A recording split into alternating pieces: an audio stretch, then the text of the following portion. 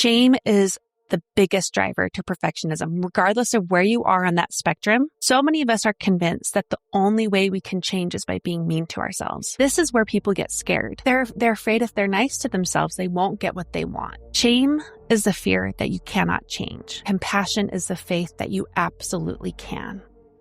This is Quick Wins for ADHD moms. If you're a mom with ADHD, with probably ADHD kids, you're probably smart, capable, and completely overwhelmed anyway. Well, you're in the right place. I'm your host, Jessica Lynn Lewis. More at theadhdmom.com. Now let's get into the show. Today's guest is Monica Packer. She's a recovering perfectionist who uncovered the truest model to lasting growth. It's progress made practical. As a writer, podcaster, and coach, she guides women to find sustainable growth by adopting progress over perfection. Monica's popular podcast, About Progress, is a top-rated show with millions of downloads. Go check it out. It's called About Progress. She served thousands of women online as a certified habits and identity coach. And her book, Sticky Habits, A Woman's Guide to Reclaim Happiness, Ditch Perfectionism, and Create Habits That Last, will be traditionally published fall of 2026. Monica is a mom of 5, former middle school teacher, sourdough obsessor, and beginning gardener. You can find more about Monica at aboutprogress.com. Now, here's our interview. Here's Monica. Well, we're so excited to have Monica on the show today. Monica, welcome to Quick Wins for ADHD Moms. I am so happy to be here. You really are my people. I've loved looking through your podcast and listening to some episodes and getting, a sense of who's here and who's listening. So I'm really excited to join you today. Wonderful. I have lots of questions for you. You have a wealth of knowledge and background, so we're going to get to that in just a minute. But I would love to hear, we always start off our show with a quick win for ADHD moms. So I would love to hear a quick win today. The quick win I have for your audience is to do something to start. And this is in connection to the overwhelm we feel when we have a task to complete, but it's not a simple task. There are multiple steps to that task. And I think that's what leads to us feeling stuck or delaying it, getting into productive procrastination or numbing out. And instead of thinking about the whole thing, do something to start. And then you can end. You can stop there. I love that. Giving yourself permission to, okay, that was enough. Yes. Right. Yeah. I would love to hear more about who you are and, where you're from and how you ended up in this place of About Progress. So people primarily know me as a podcaster. I've been podcasting now for almost 10 years this fall, which Congratulations. is so insane. That's huge. Yeah, I know it is a huge milestone. But I have kind of these 10-year marks of milestones. But before I share those and how that went related to my work, I'm a mom of 5.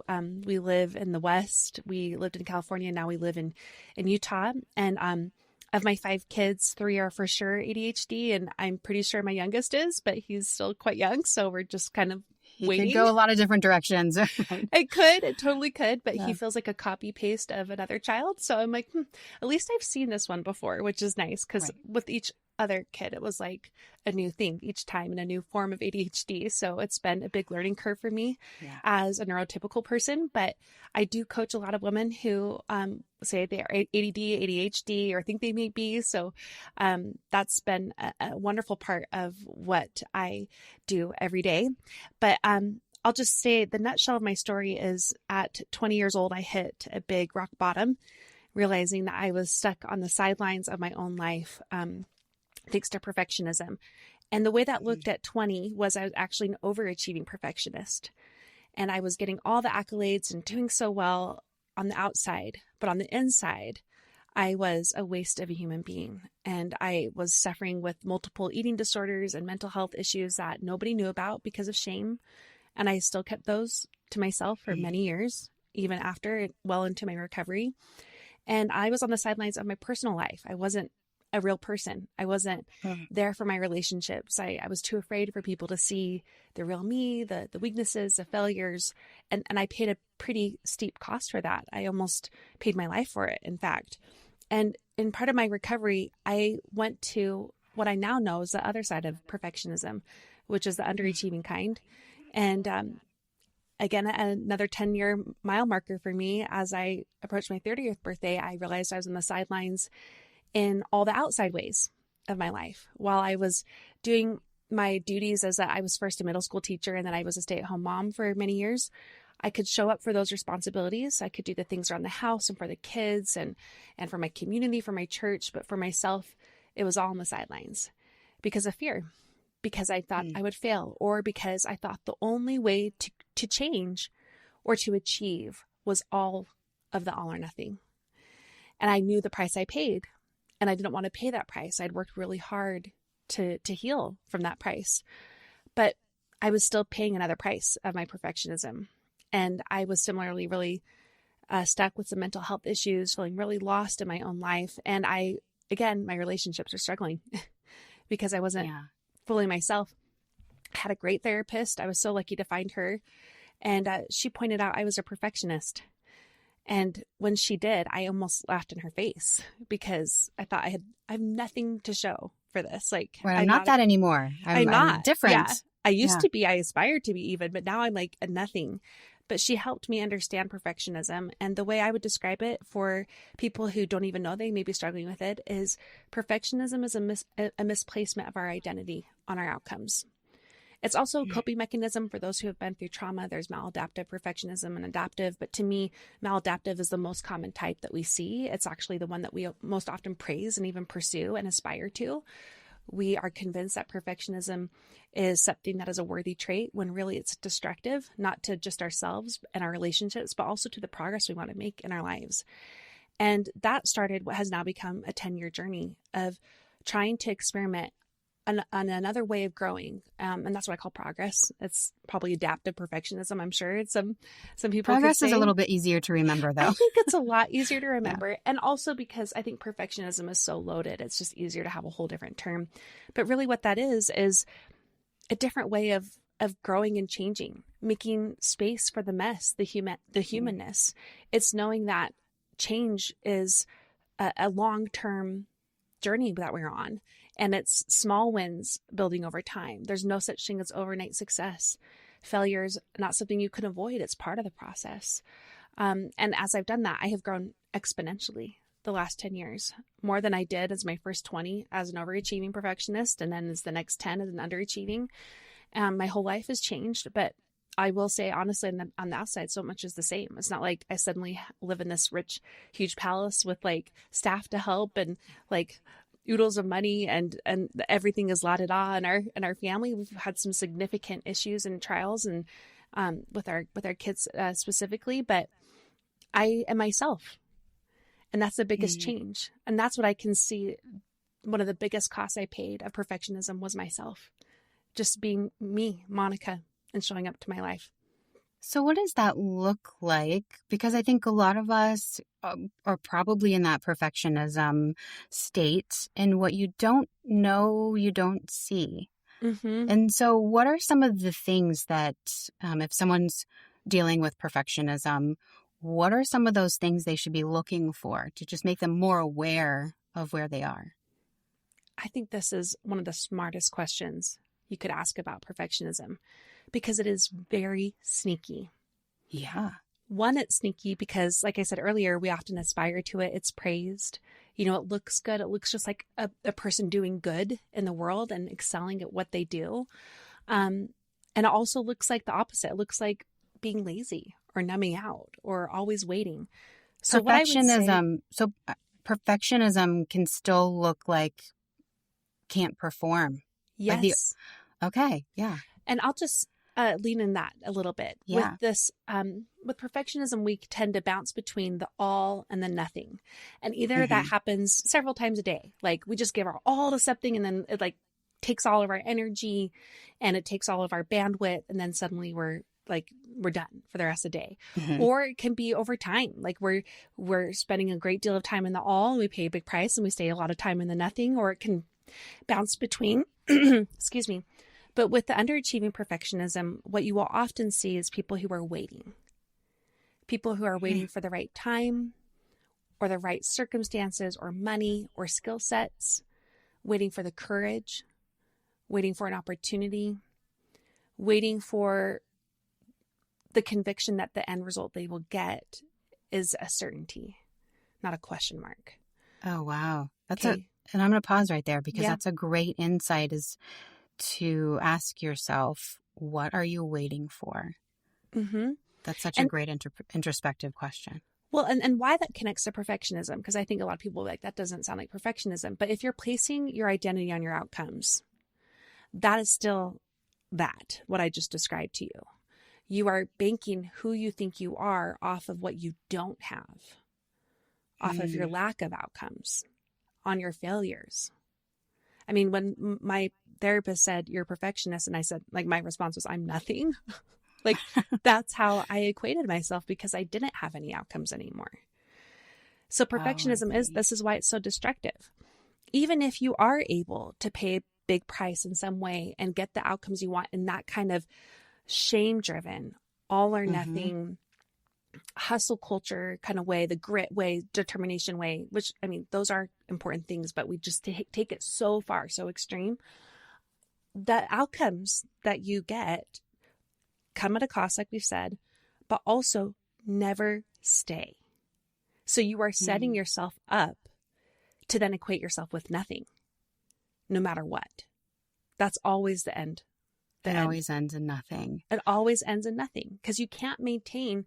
I mean, think of the people who have overnight success, like you may see out there. Oh, yeah. Everybody else has overnight success. Everybody else, not us, yeah, right? Right. But I think of like Chappell Roan, who once she wasn't an overnight success, she just looked like it because she just came onto the pop culture or the pop music scene like all of a sudden. It was so big with like Pink Pony Club and all these other things.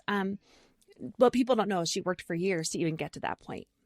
But her success was really, like, in terms of the outcomes, were really overnight in that way.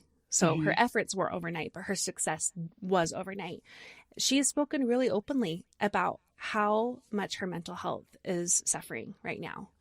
And she's not doing great. I mean, there's a lot of, I like gossip. I like celebrity gossip. That's one of the ways I reward myself for productivity. But she's been on the Page 6 headlines a lot for lashing out at fans and other people and photographers because of just the stress of it. Like, so she's paying a big price, and that's setting her up to in many ways, I'm sure, feel like she's failing. Or if you get a really good record or an award or an achievement, that one moment won't stay.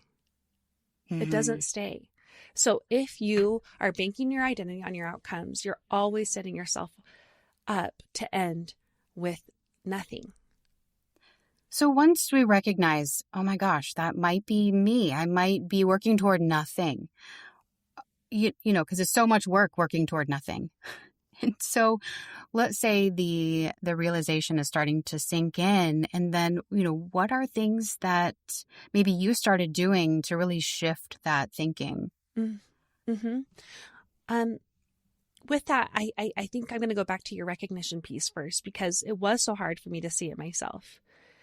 And once I was able to, I think for people who are listening to this, I think you first have to start noticing the patterns of perfectionism that exist in your life, whether it's waiting or numbing out, or if it's like hustling and, you know, doing everything. It's like Monday, January 1st, every week, you know, where everything is like, I'm starting over, like everything at once, all tomorrow. Like, this is all going to be different. Everything's going to be different because I'm going to do everything now. Yes. I have the planner. I have the systems. I have like all the things in place. Yeah. This week is going to be different, or this day or this month or this year.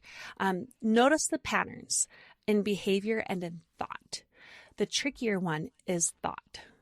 And that's what you just brought up. We have to start with understanding the patterns in our minds too, and the ways that we speak to ourselves. Shame is the biggest driver to perfectionism, regardless of where you are on that spectrum and how you're bouncing between that pendulum swing of all or nothing. Shame is a driver.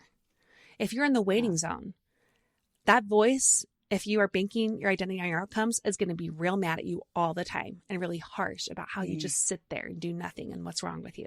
Okay. If you're on the overachieving side, same thing. That's not enough. That's not good enough. Don't make that mistake. You can't stop. Okay. So shame is the biggest way we can identify perfectionism internally. And it's just this mean voice. It's this critical They're not voice. very nice. A harsh voice. Yeah. So many of us are convinced that the only way we can change is by being mean to ourselves. That's what we often are taught in our culture. I mean, they make guise that as toxic positivity now, but when we were growing up, it wasn't as guised. It was just like this boot camp all day with the self-help world about today's your day and get up and only you can change your life. That kind of mentality is absent of reality, because reality is different than an ideal world that those self-help people think our lives exist in. Mm-hmm. So instead of a shame voice, so as we're identifying that shame voice, we want to work to shape it and to replace it with a more nurturing, compassionate voice. And this is where people get scared. Scared, really? They get scared. Yeah, go into that. Why is... They're afraid if they're nice to themselves, they won't get what they want. Oh, wow. Okay. I mean, that has been true for almost every client I've worked with. Genuine fear over being kind to themselves. That's what I had to really start with. Is, and I did this with my eating disorder recovery. I worked so hard on my thoughts, and I'm going to be the first to tell you, it is exhaustive work in the beginning. And then it gets more and more natural and ingrained, where you're able to notice the thoughts, the shame kind of voices, and replace them until gradually the kind voice is your voice. That is the usual set point. And the other voice still comes in because you are human, but it's more in the backseat or even the trunk instead of like driving the car. Okay. So one thing I'll say about compassion for people who are still afraid. Shame is the fear that you cannot change. And compassion is the faith that you absolutely can. Compassion is not apathy. That's actually perfectionism. Compassion is this grace that allows you the space to be human as you make mistakes forward, as you're moving forward. It allows you a day where things don't go according to plan. It allows you a moment where your thoughts weren't in line. That's one of the things I see, like with the think positive movement and also life coaching too. Like then people are like, I doomed myself, like with manifestation too. Like, oh no, I thought of bad thoughts and now I'm doomed. Like my outcomes are doomed. No, when compassion is the model, you're like, oops, that was a negative thought. I'm going to try to shift that or work on that. Or I had a really frustrating day and here's how I'm going to work through that. You make space for failure in a different way, because failure's not the goal. Like nobody wants to fail. It's not fun. Right. We're not shooting for that, but it happens. For it, but you expect it. So when it happens, you keep going. You're able to persist in a different way. It's not about, I mean, if you read the book Grit by Angela Duckworth, it's a great book. Her research on grit is it's not this like the way we see it is like these clenched white knuckled fists where we just grit our way through things. Grit is actually a lot of grace and compassion that allows you to persist, because you're not trying to outgrit failure. You make space for it. You expect it. And when it comes, you work with it better and you still keep going. So there's a lot more we could say, but I think I would encourage people, one, to notice the patterns in thought and behavior, and then to start with the thoughts, and then we can talk about the behavior too. Yeah. So how did you go through like capturing those thoughts? I know people do it different ways. I mean, through art, through journaling, through, what are some ways that you see some of your clients work through that? I think it's great that you have those practical ideas. And I think that's really helpful. For me, it mostly was just this general working on awareness of my thoughts, period. That's why it was probably more exhaustive.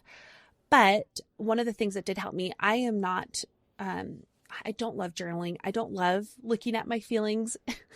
Like no, I'm with you there. I think that's why I don't. I'd rather experience it a different way. But yes. But that can be hugely helpful for a lot of people, and other kind of forms of creative practice. For me, it was running a lot, and trying to have a blank space at the beginning of my run. I can't run anymore, so I just walk like an old lady, and I try to do the same thing, just giving myself that little bit of space where I can process and kind of pay attention.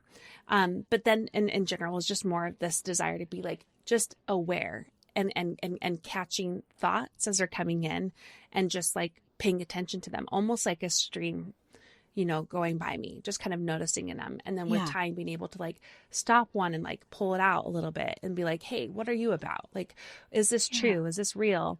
What else can I think instead? And then gradually to put my own thoughts into the stream. That's great. And that's some of the stuff that you've worked with your therapist about too, right? Yes. Like pulling those thoughts out and processing things with someone who can help you process. That's a terrific point too. And that's one thing I think therapy and coaching, and I've loved and used both in my life, is hugely helpful in the beginning when you can't. Like, it's just such a running tape that you're like, I don't even know what the tape is saying because it's so ingrained in me. It's a different language, or it's your own language, and you realize I've been speaking a different language my entire life. Like, how do I learn this new language? And that's one thing that is really important too, is these voices often begin in our childhood. Not to say we had terrible childhoods or bad parents, but also, that too can be many people's history. And that's something to kind of consider too, is to try to think back with your past. And that's where like a professional would be really helpful, like a coach or therapist, to kind of work back through when the first times were that you thought these things about yourself or behaved in these certain ways, and to kind of track where they came from. And sometimes the voices in our heads are literally voices of other people in our lives, like a sibling or a friend or a parent. And that actually, is another way that we can better be aware and notice it. We're like, oh, that's so-and-so. Like, I would never say that. I would never say that to my kid or friend. And that voice that's saying that to me in my head, that is something that my sister would say a lot growing up, or my mom, or would say to me now. Like, so, and again, we're not trying to blame or anything, but since, childhood runs really deep, so we can kind of think about perhaps sometimes labeling the voice as a name actually helps us identify it better too. Yeah. And when we're young too, we're figuring out who we are, right? And so we emulate other people to try that on and see how this fits. And is it getting me toward my goal? Like, what is my goal? If I put this personality on, then maybe I can get to where I want to go. Yeah. And that's actually another thing. I love that you're putting this out. Perfectionism is really well-intentioned. Most people are just really desiring to be good. And that is where I think even the best of childhoods can have voices that linger from then, of just wanting to be good, having that intention and desire, and following what they think will help them get there. Like these well-intentioned voices even of people in our lives that were trying to push us a certain way when it actually, they didn't know how damaging or harsh it could be with time. Yeah, that was fascinating. And so you work with a lot of, you do more of the coaching part of things. And then you have a book, you have so many resources, and I would love to point people toward you and your resources and your book. Can you tell us where to find you? Sure. So as you're listening to a podcast already, just search for me, About Progress, and come and listen and see if we're your people. And then this fall, I have a book coming out. It's called Sticky Habits, and it's a guide specifically for women. It's a gentle approach to habit formation, one that is far outside the all or nothing ways that we've been taught habits are supposed to be formed. And the goal is to not make you more productive, although it will help with that. The goal is to help you feel like yourself. Oh, isn't that nice? And that's something I think all of us can feel. We just want to feel more like ourselves. And when I think at some point we know we're with ADHD in high-performing women, we put on masks. And so it's that moment of realizing, well, crap, I'm wearing a mask. Yeah. But I don't know how to take it off. And so this is really a part in this book, and your resources are like, here's how to take this off. Exactly. And, like I said, I'm neurotypical, but I understand that mask really well. I think that's something, they talk about how things cross over with other things. And I think absolutely. Perfectionism crosses over with this for sure. And one of the things we do is we wear masks. We don't want to let people in. there's a lot of fear there. So I appreciate that you gave me this time. And for the people who want the book, you can order it now actually at stickyhabitsbook.com. They can check it out.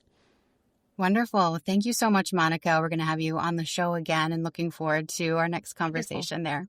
Thank you. Thanks so much. Thanks for listening to today's show. Just embrace one thing today that really stood out to you. Just one quick win. That's the whole idea. Small shifts, real relief built for the way your brain actually works. Grab the free resources at theadhdmom.com. And if this episode was really useful or helpful to you, share it with someone who could really use a win today. Have a beautiful week. We'll see you next time.